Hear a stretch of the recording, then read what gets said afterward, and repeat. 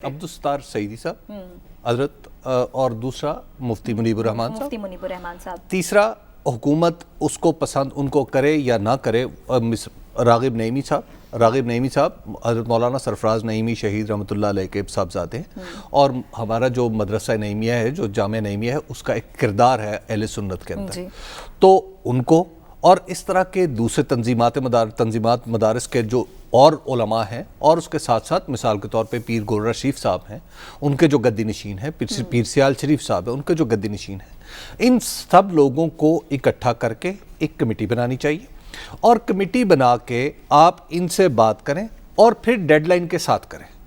और उसके बाद ये मैंडेट, देखिए कोई भी सेन आदमी मैंडेट ये नहीं दे सकता कि आप जो सोचते हैं उसको बंदूक उठाएं, डंडा उठाएं, सड़कें बंद करें और हुकूमत को कहें कि ये मानो, बसूरत दीगर हम ये कर देंगे, हम वो कर देंगे।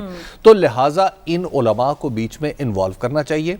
और ये जो शिक है ना, ये बार बार हुकूमत ये जो तासुर दे रही है ना कि फ्रांस वाली शिक पे हम बात कर सकते हैं, कभी कहते हैं नहीं कर सकते, इसको क्लियर कट जीरो करना चाहिए।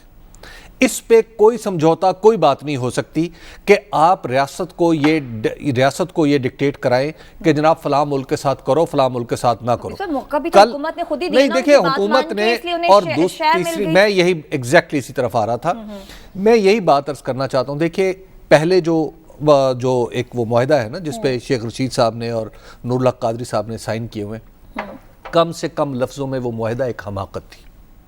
हुकूमतें इस तरह अपने हाथ काट के लिख के नहीं दिया करती। और मेरा ख्याल ये है, मैं आपको अर्ज करूं कि जो इन वज़रा को जो मैंडेट दिया गया है ना, शेख रशीद साहब को और नूरुल्लाह कादरी साहब को, वो मैंडेट इनसे वापस ले लेना चाहिए। क्यों? उसकी वजह यह है कि पहले इन्होंने जो मुआहिदा किया, क्या वो पूरा करवा सके? नहीं करवा सके ना। तो अब इनके पास क्या गारंटी है कि ये कोई नया मुआहिदा करेंगे तो इसके ऊपर ये अमल करवा लेंगे?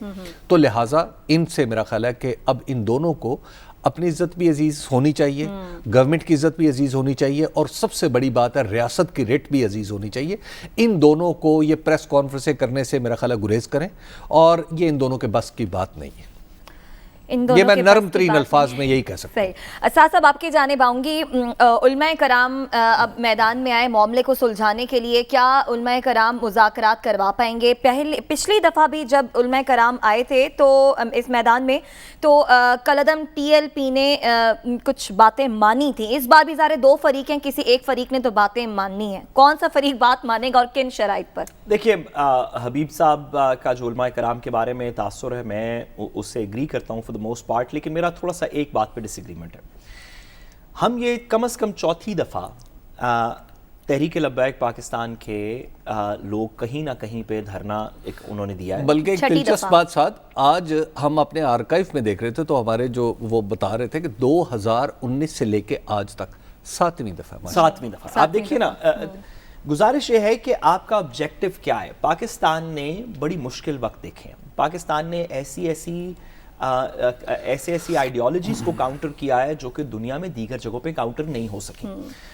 हमने देखा कि ज़बान की बुनियाद पे, सूबाई डिविजन्स की बुनियाद पे, लसानियत की बुनियाद पे, मज़हब की बुनियाद पे, फ़िरका वारियत की बुनियाद पे पाकिस्तान में मुख्तलिफ टाइम पीरियड्स के ऊपर लोग आपस में झड़प पड़े हैं, और दुनिया ने यह प्रेडिक्ट किया कि अब तो ये लड़ाई कभी ख़त्म नहीं होगी। और पाकिस्तान में ना सिर्फ कि वो लड़ाई ख़त्म हुई, बल्कि लोगों ने नैरेटिव बिल्ड करके, अखबारों में लिख के, टेलीविज़न पे बोल के, गली मोहल्ले में, मस्जिदों में, स्कूलों में बात करके हमने उन चीज़ों को ख़त्म किया। Pakistan is probably the only country जिसने कि इस तरह की जंग एक से ज़्यादा दफ़ा जीती है। शिया सुन्नी फसाद सारी दुनिया के अंदर हुआ, हमारे लेफ्ट, हमारे आप वेस्ट से शुरू करें, अफ़गानिस्तान ऑनवर्ड्स आप शुरू करें तो लेबनान के साहिल तक शिया सुन्नी फसादात चल रहे हैं, पाकिस्तान के अंदर नहीं हुआ। इस तरह की और बहुत सी चीज़ें। गुजारिश ये है कि हुकूमत का ऑब्जेक्टिव ये नहीं होना चाहिए, ना उलमा का ऑब्जेक्टिव ये होना चाहिए कि हम अभी के लिए किसी मुआहदे पे साइन करके कोई तारीख आगे की दे के कुछ 6 महीने के लिए लोगों को घर भेज देंगे। ये मकसद नहीं है। ये तो आप पहले भी 4-5 दफ़ा कर चुके हैं, लोगों को 4-4, 5-5, 6-6 महीने की तारीखें दे के उनको घर भेज चुके हैं। भाई ये लोग कौन है? ये कोई तोरा बोड़ा के माउंटेन से उतरे हुए कोई मिलिटेंट्स हैं? जो टीएलपी के धरने के अंदर मौजूद हैं, जिन लोगों ने खादिम हुसैन रिजवी साहब के जनाजे में शिरकत की थी, वो कौन लोग थे? वो हमारे मुल्क की गलियों के अंदर कोई रेडी लगाता है, कोई बैंक में काम करता है, कोई कहीं पे स्ट्रीट हॉकर है, कोई रिक्शा चलाता है, कोई बस चलाता है, कोई कंडक्टर है, ये हमारे लोग ही हैं ना। इनसे किसी तरीके बात की जाए। इन सब लोगों के घर में बच्चे हैं, बाप हैं, इन सब के रोजगार के मसले हैं। ये पाकिस्तान के लिए, ये सब पाकिस्तान की क्रिकेट के साथ खुश हो रहे हैं। ये सब लोग, इन लोगों ने किसी ना किसी पॉलिटिकल पार्टी के लिए वोट किया था। ये लोग, इनके जज्बात हैं, और ये जज्बात बाय द वे अभी से नहीं शुरू हुए। यही जज्बात, इनका तो नाम अब टीएलपी है। जब जुल्फकार अली भुट्टो साहब के टाइम पीरियड के ऊपर इसी ब्लास्फेमी की बेसिस के ऊपर पाकिस्तान के अंदर प्रोटेस्ट हुई थी, उससे टीएलपी तो एग्जिस्ट नहीं करता था। जब पीपल्स पार्टी के दौर के अंदर ब्लास्फेमी के ऊपर बहुत नुकसान हुआ पाकिस्तान को, तो उस वक्त तहरीक लब्बैक तो एग्जिस्ट नहीं करती थी। ये ब्लास्फेमी का सेंटिमेंट पाकिस्तान की सोसाइटी में एग्जिस्ट करता है। इसको अब से पहले की रियासत भी, जितनी भी रियासतें हुकूमतें रही हैं, वो इसको किसी तरीके इंगेज किए बगैर इसको डिले करती रही हैं। अच्छा, मैं और हबीब साहब ब्लास्फेमी के ऊपर, हबीब साहब तो शायद फिर बात कर सकते हो, आप और मैं ब्लास्फेमी के ऊपर उस तरह सहर हासिल गुफ्तगू नहीं कर सकते जो कि साद रिजवी साहब करते हैं। बट ऐसे लोग तो मौजूद हैं ना पाकिस्तान में, जो उलमाए कराम भी हैं, जिनका दीन में इज्जत भी है, जो कि पाकिस्तान के सेंटिमेंट को पहचानते भी हैं। वो इंगेज करें इन लोगों को, एक परमानेंट सोल्यूशन ढूंढें। हम हर 3 साल के बाद, अच्छा क्या, सॉरी बीब साहब आखिरी जुमला, अच्छा क्या होगा, let's imagine for a second कि आप सारी बातें मान जाएंगे और आपने फ्रांस के एम्बेसडर को भी किक आउट कर दिया, फ्रेंच प्रोडक्ट्स भी बैन कर दिए। क्या होगा अगर परसों बेल्जियम में एक नया कार्टून हो जाएगा, फिर से हम सारे काम करेंगे? इसका कोई परमानेंट सोल्यूशन ढूंढे, ऐसे एंगेजमेंट नहीं होनी मसला ये होता है, जो पहले आप जो जिनकी मिसाल दे रहे हैं ना, जो पहले इस तरह के मामलात हुए, उसमें हमने सिर्फ एहतजाज रिकॉर्ड करवाया, पूरी कौम ने एहतजाज रिकॉर्ड करवाया, हुकूमत ने भी करवाया।